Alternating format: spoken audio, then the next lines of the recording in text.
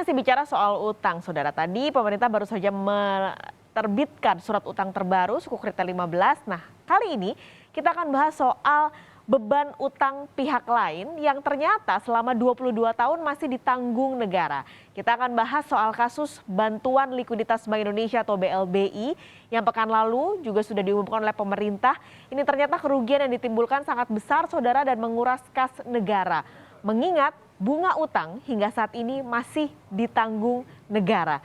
Nah, teranyar pekan lalu pemerintah mulai menyita aset-aset yang berhubungan dengan BLBI. Kalau kita melihat di pekan lalu di mana pemerintah mengumumkan ada 49 bidang tanah dengan total 5,2 juta meter persegi disita karena berhubungan dengan BLBI. Kalau melihat dari total aset yang disita oleh pemerintah, ini sudah pasti para obligor dan debitur ini seharusnya bukan orang yang kesulitan dana karena asetnya sangat besar. Punya tanah 5,2 juta meter persegi di 49 bidang tanah yang tersebar di beberapa lokasi di Indonesia.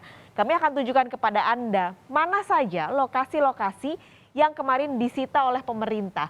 Jadi ada beberapa yang disita, yaitu ada lokasi di Lipo Karawaci, lokasi di Medan, dan juga di Kabupaten Bogor. Ini angkanya sangat besar, di atas 2 juta meter persegi. Untuk lokasi tanah yang disita oleh pemerintah karena berhubungan dengan BLBI. Nah, untuk lokasi yang ada di Lipo Karawaci, ini sebenarnya pihak Lipo Karawaci sudah memberikan pernyataan bahwa semua tanah yang ada di Lipo Karawaci sebenarnya sudah tidak ada hubungannya dengan BLBI. Tapi kemarin menjadi salah satu aset yang disita oleh pemerintah. Ini hanya sebagian saja, Saudara. Jadi Anda bisa bayangkan betapa nikmatnya jadi debitur dan obligor punya aset tanah besar, lalu punya utang, tapi utangnya dan juga bunganya ini dibayarin sama pemerintah. Jadi kayak Anda nyicil KPR, tapi cicilannya, lalu bunganya ini dibayarin oleh pemerintah. Enak ya jadi debitur dan juga obligor BLBI ini. Tidak hanya aset ini, Saudara. Sebenarnya pemerintah sudah mengincar juga dan melirik aset-aset lain yang tersebar ada di seluruh wilayah Indonesia. Bahkan kalau di total Kementerian Keuangan melihat proyeksinya ini adalah 15,2 juta meter persegi, ada 1.672 bidang tanah. Kalau Anda nggak kebayang ini seluas apa, jadi kita gambarin Gelora Bung Karno, Saudara, yang ada di Jakarta itu luasnya adalah 65.000 meter persegi. Anda bayangkan luas Gelora Bung Karno 65.000 meter persegi.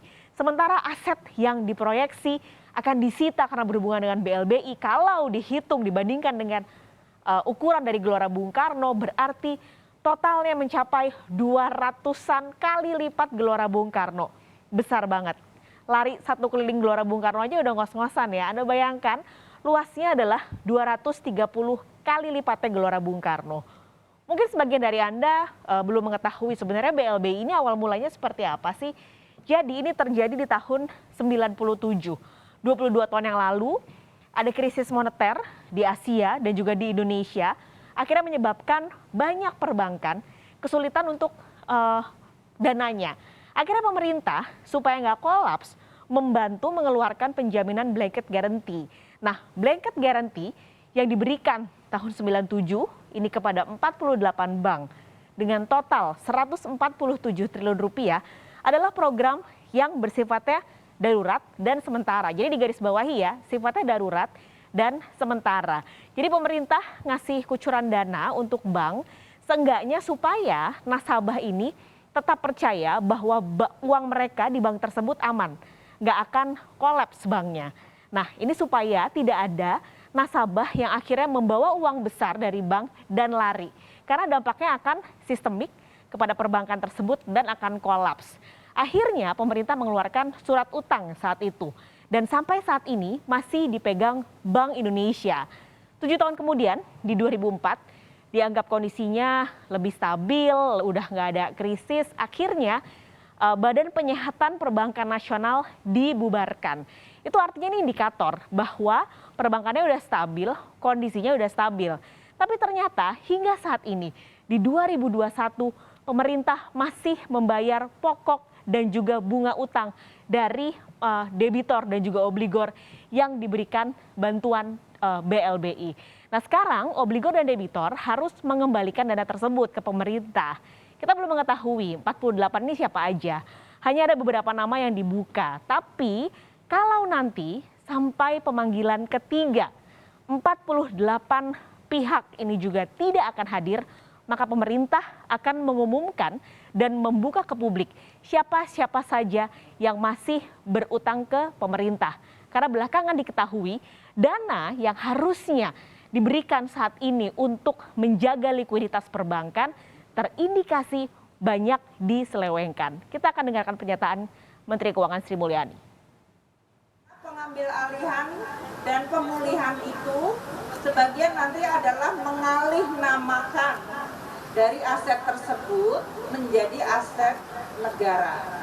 Dan oleh karena itu sertifikat tanahnya nanti harus diambil alih dan diganti namakan supaya tidak dipakai lagi oleh pihak-pihak yang tidak berhak atas aset tersebut. Tadi kalau dihitung-hitung selama 22 tahun kita mengeluarkan bunganya bisa sampai, kalau dulu itu bisa mencapai di atas 10%.